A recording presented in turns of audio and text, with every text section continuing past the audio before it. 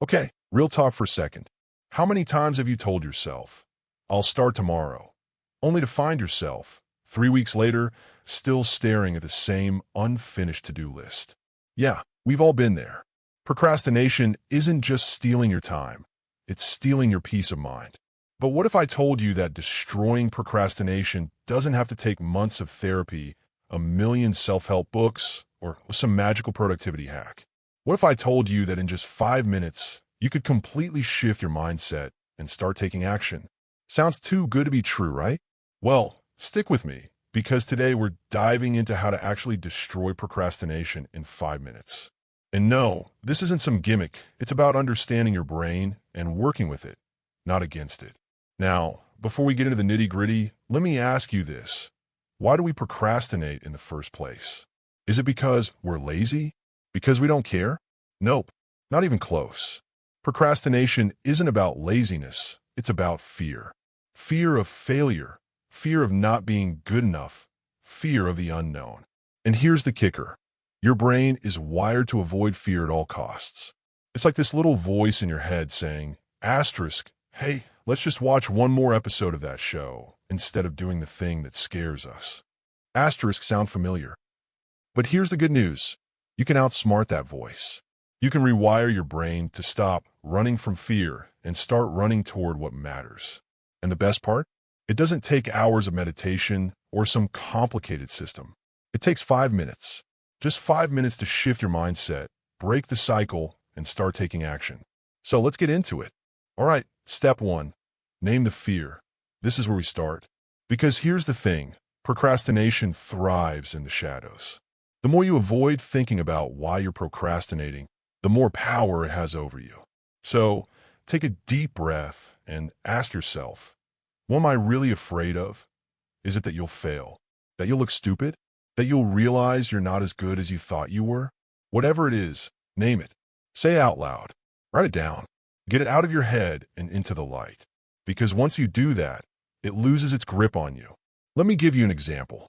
A few months ago, I was supposed to be working on a big project for this channel. But every time I sat down to do it, I found myself cleaning my desk, reorganizing my bookshelf, or scrolling through social media. And I couldn't figure out why. Until one day, I stopped and asked myself, what am I really afraid of? And you know what I realized? I was terrified that the video wouldn't be good enough. That people would think I didn't know what I was talking about. That I'd put all this work into something and it would just flop. And once I named that fear, it was like a weight lifted off my shoulders. Because now I could deal with it. I could say asterisk, okay, maybe it won't be perfect, but done is better than perfect. Asterisk, and that's when I finally started taking action. So your turn. What's the fear behind your procrastination? Take a second right now. Pause the video if you need to, and name it. Say it out loud. Write it down. Whatever works for you. Just get it out there. Because once you do, you're already halfway to breaking the cycle. All right, step 2. Start stupidly small. And I mean stupidly small. Like, so small it feels ridiculous. Because here's the thing. When you're stuck in procrastination mode, even the smallest task can feel overwhelming. Your brain is like asterisk, nope, too much. Let's go watch cat videos instead. Asterisk, so you have to trick it. You have to make the task so small, so easy, that your brain can't possibly say no.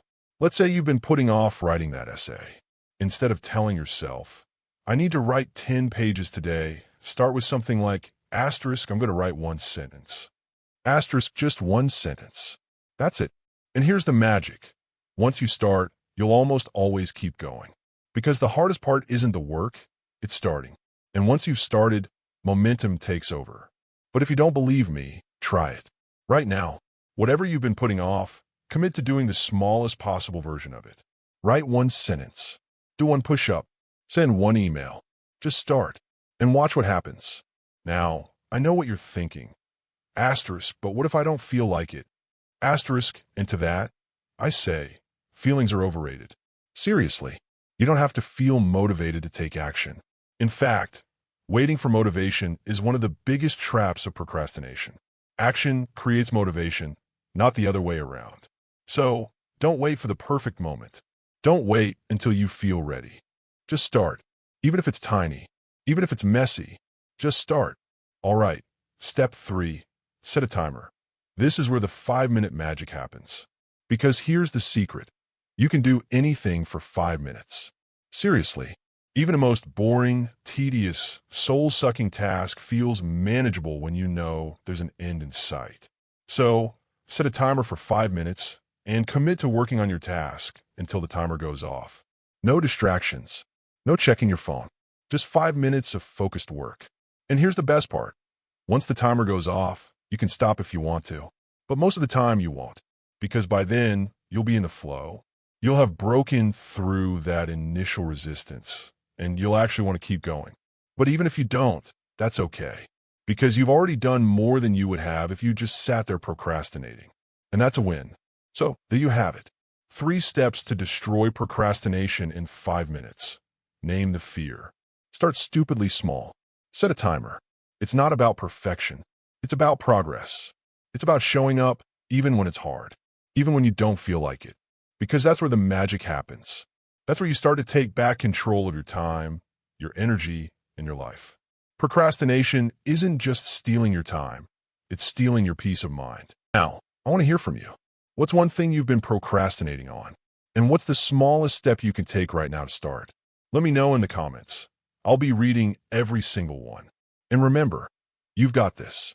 One small step at a time. Let's do it together. Thanks for watching, and I'll see you in the next one. Until then, go crush that procrastination. You've got this.